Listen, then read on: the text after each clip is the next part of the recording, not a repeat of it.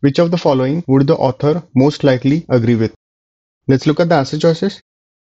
Answer choice A, if Darwin knew of genetics, his theory would be less criticized.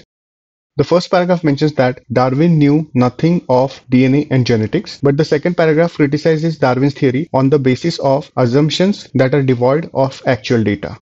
The passage doesn't indicate that the theories were criticized because they lacked explanation of genetics.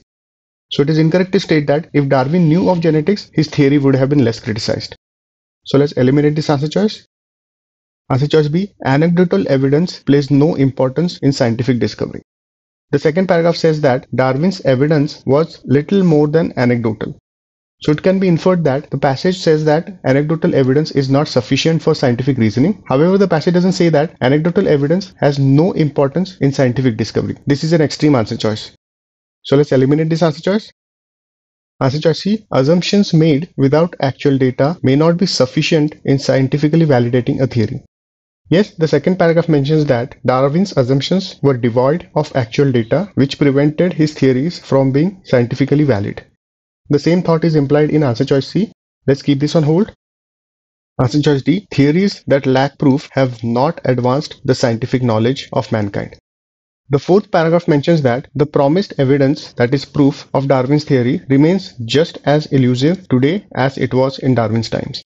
So it can be inferred that the passage refers to the lack of proof in Darwin's theories, but the passage talks about only Darwin's theories and not all theories that lack proof. So it is incorrect to state that all theories that lack proof have not advanced scientific knowledge. Please note that this answer choice commits the mistake of generalization, and you need to be aware of such answer choices on the GMAT. So let's eliminate this answer choice.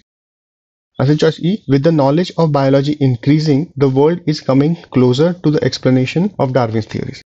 The fourth paragraph mentions that the promised evidence remains just as elusive today as it was in Darwin's times.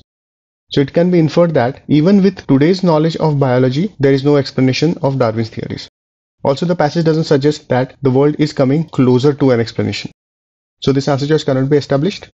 Let's eliminate this answer choice. C is the correct answer choice.